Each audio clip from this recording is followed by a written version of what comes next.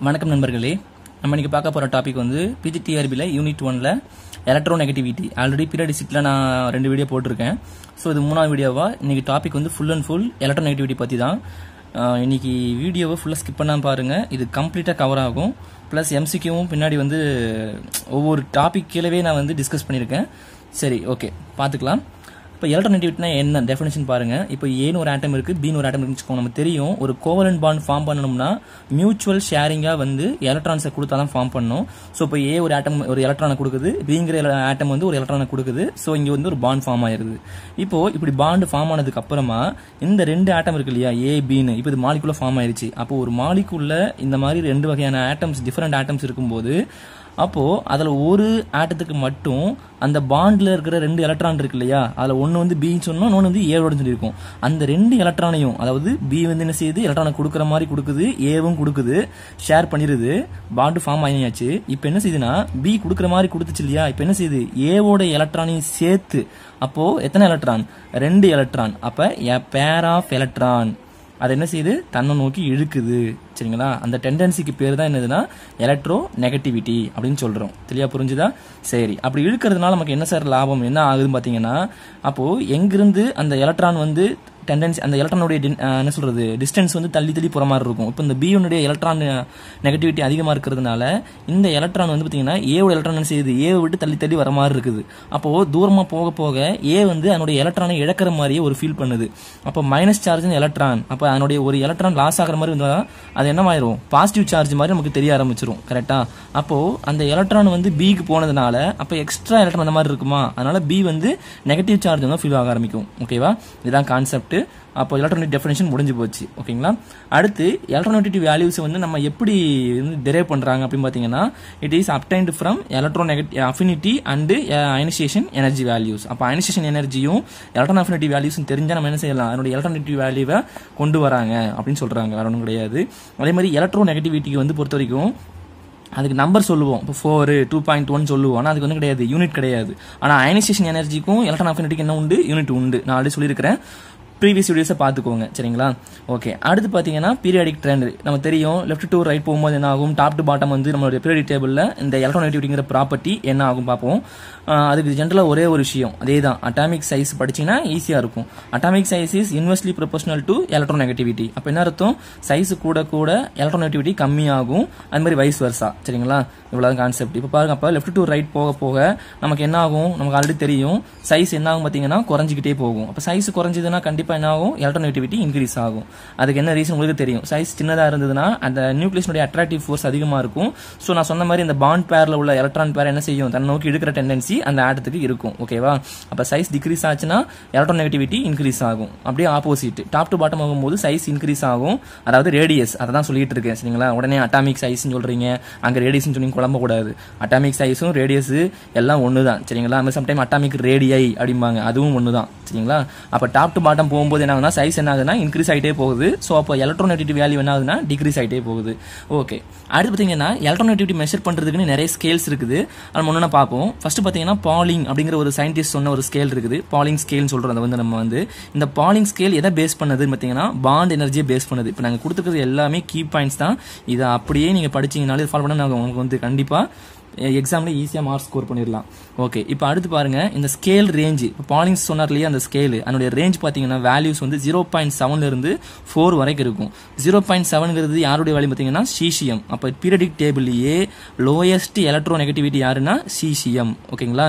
இருக்கிறதுலேயே maximum electronegativity யாரும் பார்த்தீங்கன்னா fluorine. நல்லா கவனிச்சுக்கோங்க, எலக்ட்ரான் அஃபினிட்டி யாருக்கு அதிகம் கேட்டாங்கன்னா குளோரின், எலக்ட்ரோ நெகட்டிவிட்டி யாருக்கு அதிகம் கேட்டாங்கன்னா ஃப்ளூரின். ஓகேங்களா? இவ்வளவு கான்செப்ட். அதே மாதிரி பாலிங் வந்து ஒரு அசப்ஷன் பண்ணாரு, ஹைட்ரஜனுடைய எலக்ட்ரோ நெகட்டிவிட்டியை அவர் 2.1 அப்படின்னு அவரே அசியூம் பண்ணிட்டாரு. அதை மெமரைஸ் பண்ணிக்கோங்க. சரிங்களா? இந்த 3 வேல்யூ மெமரைஸ் பண்ணிக்கோங்க. சரி, இப்போ பாருங்க, இப்போ உங்களுக்கு தெரியும், ஒரு மாலிகுல் ஃபார்ம் ஆகணும்னா இந்த மாதிரி 2 மாலிகுல்ஸ் என்ன ஆகணும், பாண்ட் இதில் வந்து உடையணும். பார்த்தீங்கன்னா ஃபார் எக்ஸாம்பிள் A2ங்கிறது ஒரு ஹோமோ நியூக்ளியர் டைட்டமிக் மாலிகுல், B2ங்கிறதும் அதே மாதிரி ஹோமோ நியூக்ளியர் டைட்டமிக் மாலிகுல். அப்போ ஏவுக்கும் ஏவுக்கு இடையில ஒரு பாண்ட் இருக்குமா? எஸ். இருக்கும். அப்போ ஏ பாண்டு ஏன்னு இருக்கும், அதே மாதிரி பி பாண்டு பின்னு இருக்கும். ரைட்டா? அப்போ இந்த பாண்டு உடையணும், இந்த பாண்டு உடையணும். அப்போ உடையறதுக்கு ஒரு எனர்ஜி தேவைப்படுமா? அதான் என்ன சொல்லுவோம், பாண்ட் எனர்ஜின்னு சொல்லுவோம். அப்போ அந்த ரெண்டும் உடஞ்சாதான் என்ன செய்யும், திருப்பி ஏவும் பியும் கம்பைண்ட் ஆகி நமக்கு ஏபி ஃபார்ம் ஆகும். ஏபிங்கிற மாலிகுல் நமக்கு ப்ராடக்ட் ஃபார்ம் ஆகும். அப்போ 2AB ஃபார்ம் ஆகுது. சரி, இது எதுக்கு சார் சொல்றீங்க அப்படின்னீங்கன்னா, அவர் சொன்ன ஸ்கேல்ல கடைசியில் ஒரு ஈக்குவேஷன் கொண்டு வந்திருப்பாரு. எலக்ட்ரோநெகட்டிவிட்டியை கண்டுபிடிக்கிற ஒரு ஈக்குவேஷன் கொண்டு வந்திருக்காரு. இந்த ஈக்குவேஷன் எதை பேஸ் பண்ணு நான் சொன்னேன், பாண்ட் எனர்ஜியை பேஸ் பண்ணுதுன்னு சொல்லியிருக்கிறேன். கரெக்டா? அப்போ அதுக்கு தான் இந்த டெஃபினிஷன் சொல்லியிருக்கிறேன். ஓகேங்களா? இப்போ பாருங்க, XA - XP, ஆக்சுவலி எக்ஸ்ன்னு படிக்கக்கூடாது, கைன்னு படிக்கணும். சரிங்களா? என்னன்னு படிக்கணும், கை. நிறைய பேர் சைம்பாங்க, சைன்னு அது கிடையாது. சைனா இப்படி படிக்கணும், இது வந்து கை அப்படின்னு படிக்கணும். சரி, okay. Chi A minus chi B, ஓகேங்களா, equal to 0.208 into energy of A bond B. அதான் நான் சொன்னேன். இப்போ நம்ம இந்த ப்ராடக்ட் இருக்கு இல்லையா, A பாண்ட் B, அதனுடைய பாண்ட் எனர்ஜி அதான் கொடுத்துருக்காங்க. Minus root of energy of bond energy of A bond A, அதான் நான் சொன்னேன். ப்ராடக்ட் நம்ம ரியாக்டன்ட் பண்ணோம் இல்லையா, அது மாதிரி energy of B bond B ரெண்டு மல்டிப்ளை பண்ணணும். பவர் 1/2. இதுதான் முக்கியமான ஃபார்முலா. சம்டைம்ஸ் பார்த்தீங்கன்னா உங்களுக்கு இதே விட ஒரு கொஸ்டின் கேட்பாங்க, which one of the following is the Pauling scale equation கேட்பாங்க. அதே பார்த்தீங்கன்னா இது என்னுடைய ஆல்டர்னேட்டிவ் ஈக்குவேஷன் ஒரு ஈக்குவேஷன் இருக்கு. இதை ஷார்ட் பண்ணீங்கன்னா இன்னும் கிடைக்கும். இந்த டேர்ம் நான் ரவுண்ட் பண்ணிருக்கேன் பார்த்தீங்களா டாட்டர் லைன்ல, அது பதிலாக நம்ம என்ன செய்வோம்னா டெல்டான்னு சம்டைம் யூஸ் பண்ணுவாங்க. அப்போ இந்த மாதிரி ஷார்ட்டாக மாறிடும். இதே தான் பாருங்க. அப்போ chi A minus chi B அப்படின்னா electronegativity of A minus electronegativity of B atom equal to 0.208. இந்த டேர்ம் பதிலாக என்ன செய்ய போறேன், நான் டெல்டான்னு போட்டு போறேன். டெல்டா பவர்ல 1/2. இது எப்போ எலக்ட்ரான் வோல்ட்ல உங்களுக்கு எலக்ட்ரோநெகட்டிவிட்டி வேல்யூஸ் கட்டான என்ன செய்யணும், இந்த இடத்துல நமக்கு டெல்டா வேல்யூஸ் கொடுத்துருவாங்க. அப்போ சப்ஸ்டியூட் பண்ணா நமக்கு வந்து ஆன்சர் கிடைக்கிற மாதிரி வரும். சரிங்களா? அதுவே கிலோ ஜூல் பெர் மோல் உங்களுக்கு வேணும், அங்க கொடுத்துருக்கிற answer kilo joule per mole இருந்ததுன்னா நீங்க இந்த ஃபார்முலா யூஸ் பண்ணணும். அப்போ 0.208 வந்து எலக்ட்ரான் வோல்ட்டால் மல்டிப்ளை பண்ணுவீங்க. கிலோ ஜூல் பெர் மோல்ல கேட்டிருந்தாங்கன்னா 0.1017 மல்டிப்ளை பண்ணுவீங்க. இது எல்லாமே உங்களுக்கு எக்ஸாம் என்ன சொல்றது, மேத்தமெட்டிக்கல் ப்ராப்ளம் கேட்டாங்கன்னா இதுல இருந்து கேட்கல வாய்ப்பு இருக்குது. சம்டைம் டைரக்ட் கொஸ்டின் கூட கேட்கலாம் மேபி. சரிங்களா? ஓகே. அடுத்து பார்த்தீங்கன்னா முலிக்கன் ஸ்கேல். முலிக்கன் ஸ்கேல் எதை பேஸ் பண்ணு பார்த்தீங்கன்னா அயனைசேஷன் எனர்ஜியும் எலக்ட்ரான் அஃபினிட்டி வேல்யூஸும் பேஸ் பண்ணி கொண்டு வந்தது தான் முலிக்கன் ஸ்கேல். சரிங்களா? அது சொன்ன சயின்டிஸ்ட் பேர் தான் முலிக்கன், வேற ஒன்றும் கிடையாது. சரி, அப்போ கை முலிக்கன், அதாவது எலக்ட்ரான் நெகட்டிவிட்டி ஸ்கேல் வந்து முலிக்கன் என்ன சொல்றது பார்த்தீங்கன்னா அயனைசேஷன் எனர்ஜி வேல்யூவையும் எலக்ட்ரான் அஃபினிட்டி வேல்யூவையும் ரெண்டையும் ஆட் பண்ணி 5.6 டிவைட் பண்ணால் நமக்கு கிடைக்கிறது தான் அந்த பர்டிகுலர் ஆட்டத்தினுடைய எலக்ட்ரான் நெகட்டிவிட்டி அப்படின்னு சொல்றாரு. இவ்வளவுதான் கான்செப்ட். இது வந்து உங்களுக்கு ப்ராப்ளம் பேஸுக்கு யூஸ் ஆகும்.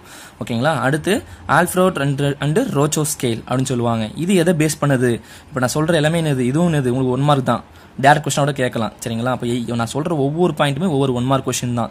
உடனே தனியாக MCQ டிஸ்கஸ் பண்ணலாம். சரிங்களா?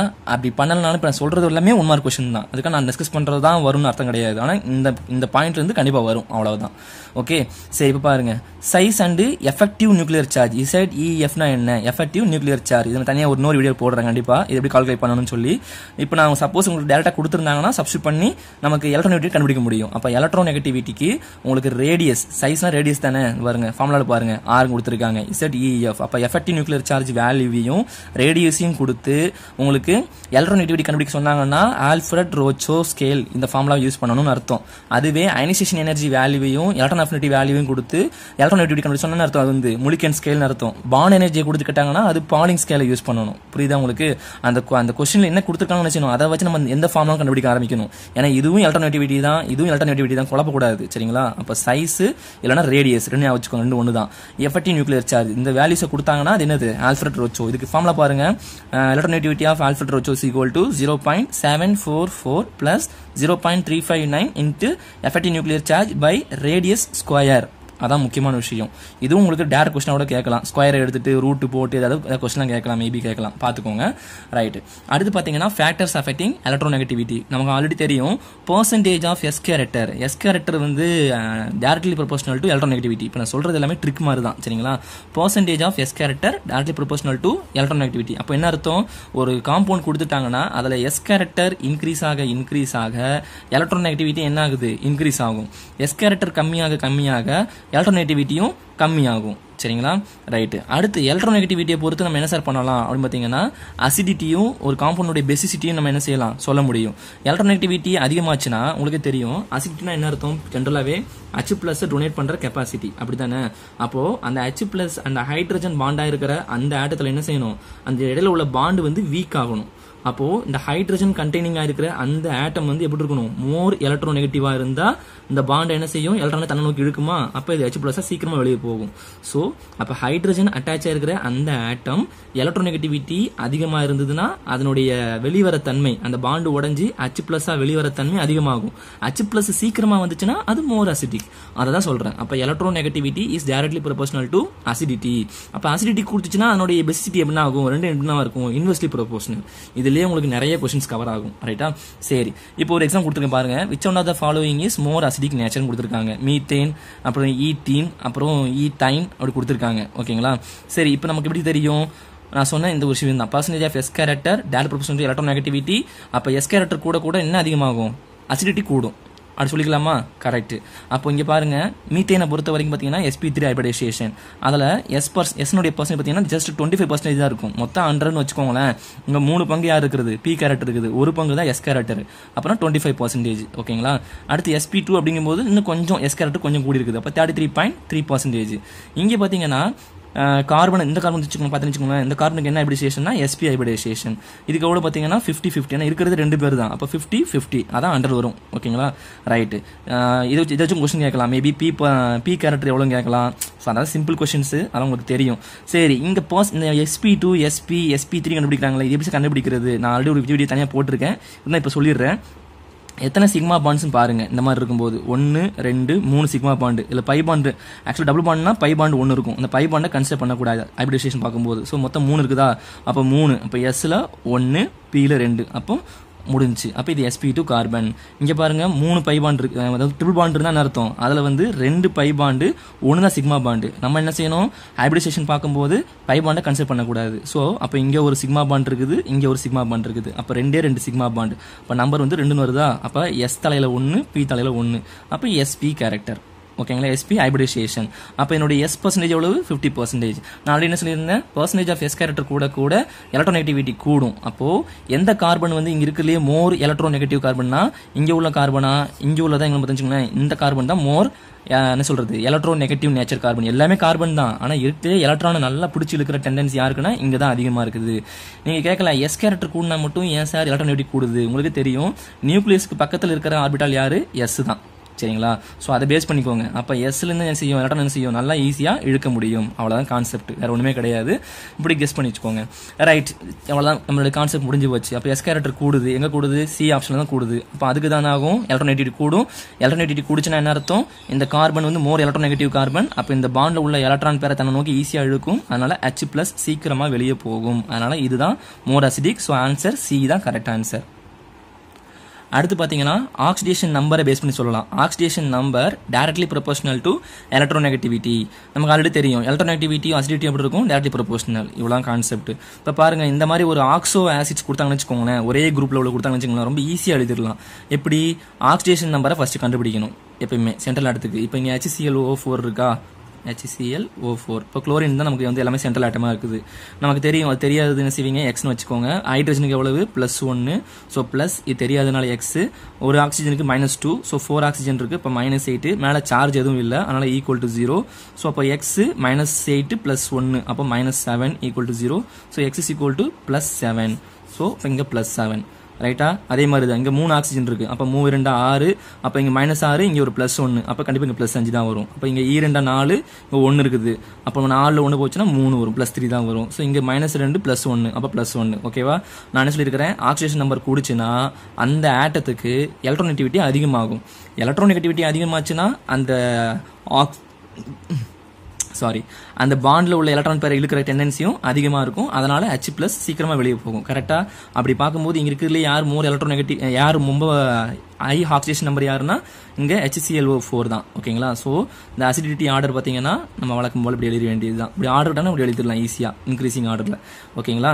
சரி, அடுத்து பாத்தீங்கன்னா மோஸ்ட் அசிடிக் என்னன்னு கேட்பாங்க 4 கொடுத்துட்டு, அப்ப நம்ம தெரிஞ்சது தான். அடுத்து லீஸ்ட் அசிடிக் கேட்பாங்க. இதுல இன்னொரு ட்ரிக் நான் சொல்லி கொடுத்துறேன். இப்ப நீங்க இந்த மாதிரி நம்பர் கூட கண்டுபிடிக்க தேவையில்லை, பாத்தீங்கன்னு வச்சுக்கோங்களேன், ஈஸியா கண்டுபிடிச்சிடலாம். இருக்குல்லயே எங்க அதிகமா ஆக்சிஜன் இருக்குன்னு பாருங்க. கண்டிப்பா எங்க ஆக்சிஜன் அதிகமா இருக்குதோ அதுதான் மோஸ்ட் அசிடிக் நேச்சர். எங்க ஆக்சிஜன் கம்மியா இருக்குதோ அதான் லீஸ்ட் அசிடிக் நேச்சர்.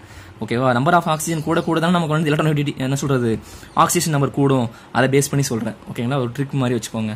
சரி, அடுத்து பாத்தீங்கன்னா அப்ளிகேஷன் ஆஃப் எலக்ட்ரோநெகட்டிவிட்டி. சரி, இதுல பாத்தீங்கன்னா மொத்தம் ஒரு 5 விஷயங்கள் இருக்குது. நான் 5யும் நான் தெளிவா சொல்ல போறேன். இப்ப பார்ப்போம்.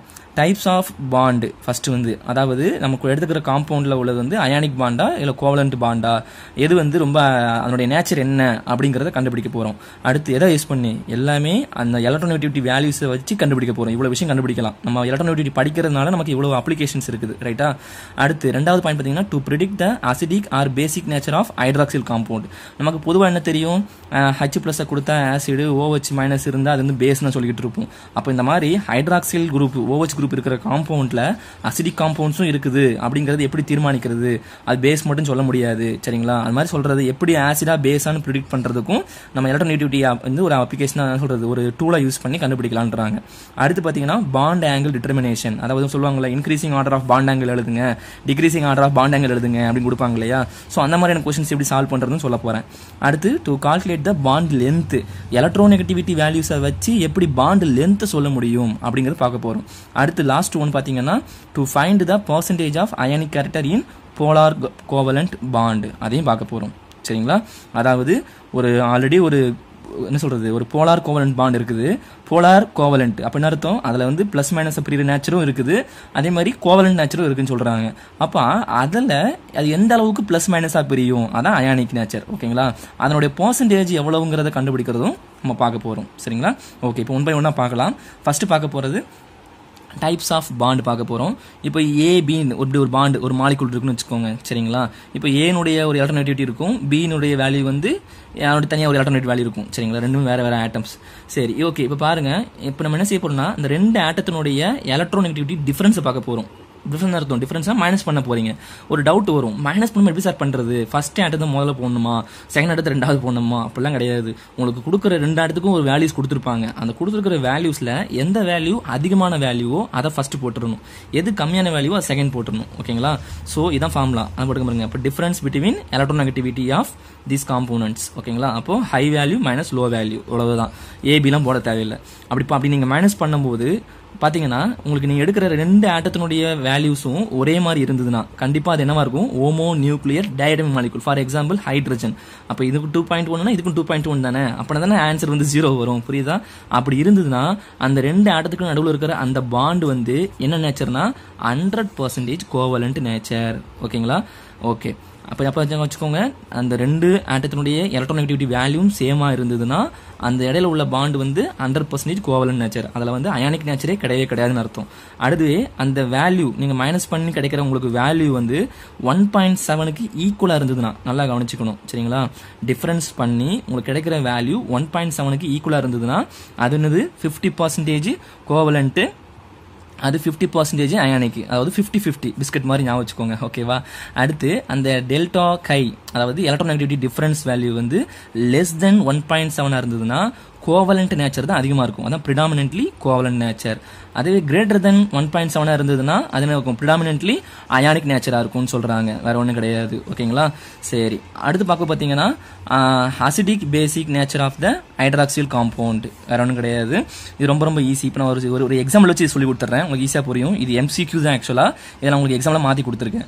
IOH, அப்போ இங்க OH குரூப் இருக்கா, அதே மாதிரி CCM OH இருக்குது. அப்போ இங்கேயும் OH குரூப் இருக்குது, இங்கேயும் OH குரூப் இருக்குது. இந்த ரெண்டு காம்பவுண்ட்ல எது அசிடிக் எது வந்து பேசிக் நேச்சர் நான் கேட்கறேன், சரிங்களா. அப்போ நம்ம என்ன நினைப்போம், OH இருந்தாலே என்ன சார் இது கொஸ்டின், அது பேஸ் தானே, சோடியம் ஹைட்ராக்சைடு பொட்டாசியம் ஹைட்ராக்சைடு இப்படி படிச்சிருப்போம் இல்லையா, நம்ம ஞாபகத்துக்கு வரும். ஸோ இப்போ பாருங்க ஒரு விஷயம் இருக்குது. இப்போ நான் ஒரு 4 வேல்யூஸ் கொடுத்துருக்கேன். எலக்ட்ரோநெகட்டிவிட்டி ஆஃப் ஆக்சிஜன், ஆக்சிஜன் இங்கேயும் இருக்குது இங்கேயும் இருக்குது, 3.5 கொடுத்துட்டேன். அதே மாதிரி எலக்ட்ரோநெகட்டிவிட்டி ஆஃப் சீசியம் தான் இருக்குதா 0.7 கொடுத்துட்டேன். எலக்ட்ரோநெகட்டிவிட்டி ஆஃப் அயோடின் 2.5 அதையும் கொடுத்துட்டேன். எலக்ட்ரோநெகட்டிவிட்டி ஆஃப் ஹைட்ரஜன் இங்கேயும் இருக்கு 2.1 கொடுத்துட்டேன். இப்போ நம்ம என்ன செய்ய போறோம், டிஃபரன்ஸ் பார்க்க போறீங்க. ஓகேவா. எப்படி நான் சொல்லித்தரேன் பாருங்க. இப்போ இதில் பார்த்தீங்கன்னா அயோடின் OH, ஆக்சிஜன் ஹைட்ரஜன் கொடுத்தாச்சு. ஹைட்ரஜனுடைய வேல்யூ 2.1, ஆக்சிஜனுடைய எலக்ட்ரோநெகட்டிவ் வேல்யூ 3.5, 2.5, சரிங்களா. இப்போ நான் என்ன செய்ய போறேன்னா இந்த ஆக்சிஜனுக்கும் ஹைட்ரஜன் இடையில உள்ள எலக்ட்ரோநெகட்டிவிட்டி டிஃபரன்ஸ் பார்க்க போறேன்.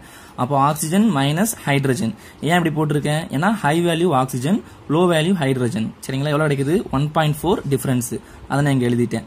இப்போ இந்த ஆக்சிஜனுக்கும் அயோடினுக்கும் பார்க்க போறேன். இங்க பார்த்தீங்கன்னா 3.5 ஆக்சிஜன் தான் அதிகம், அயோடின் 2.5. ஸோ இப்போ வேணும்னா 1 கிடைக்குது.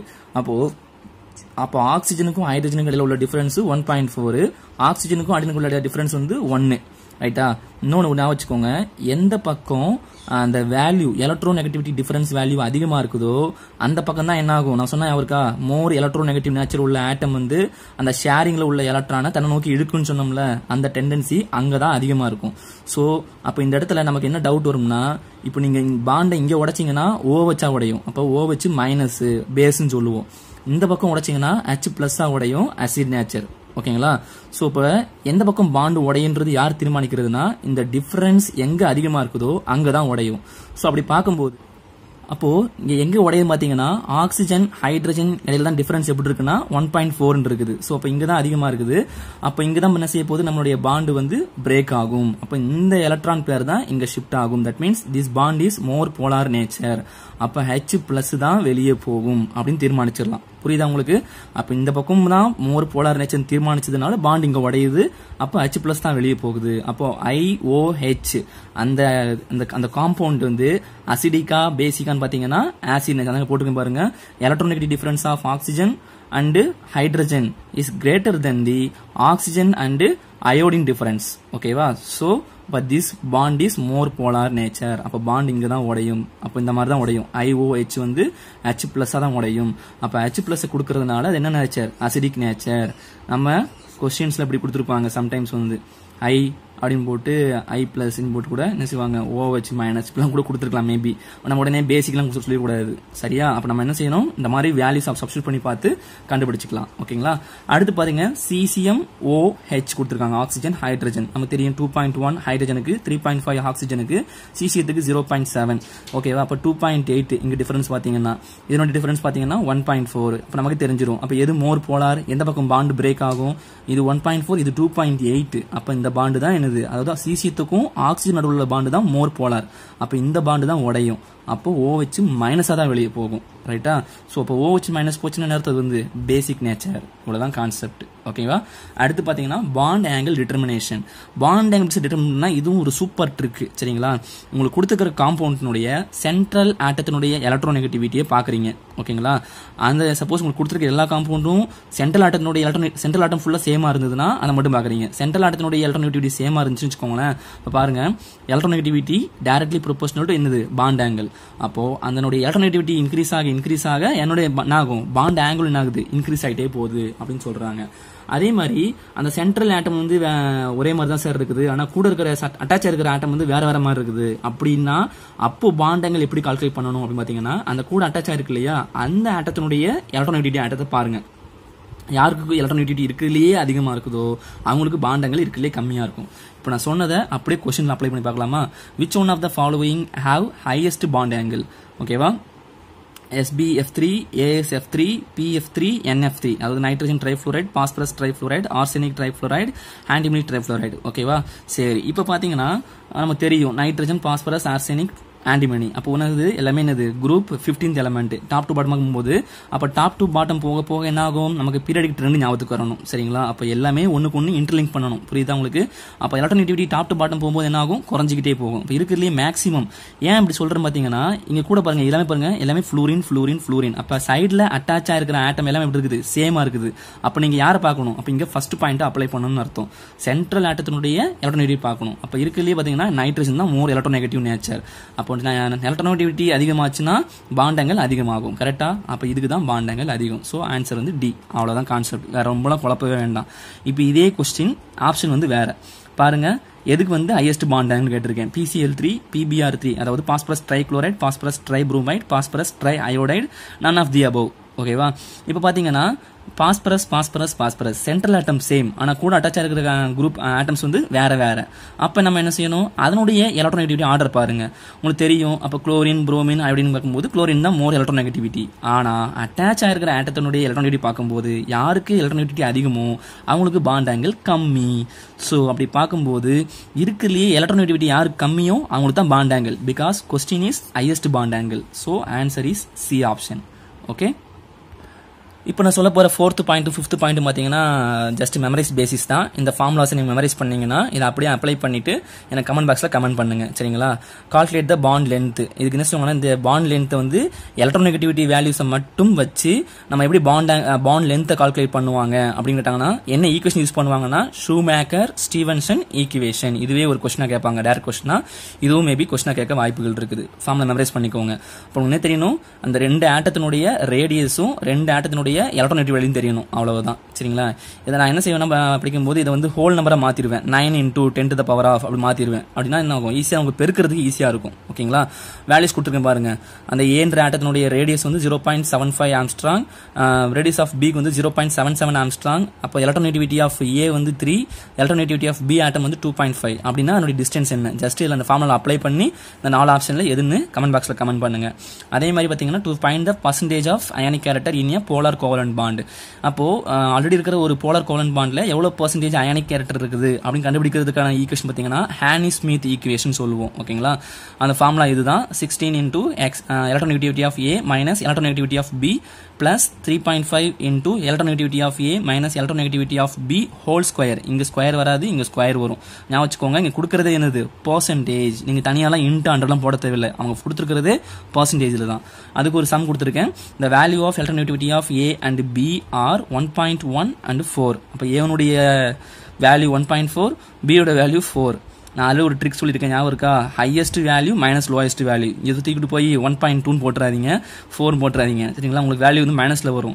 எலக்ட்ரோநெகட்டிவிட்டி வேல்யூ வந்து நல்லா வச்சுக்கோங்க. எல்லாமே எப்படி இருக்குன்னா மைனஸில் வராது, எல்லாமே ப்ளஸில் தான் வரும். அதை ஞாபகம் வச்சுக்கணும். So highest value minus lowest value அப்படியே போட்டு பழகிக்கோங்க, ரைட்? அப்போ இந்த percentage of ionic character of a bond B is options கொடுத்துருக்கேன். 45%, 72.24%, 54%, 60%. Okay friends.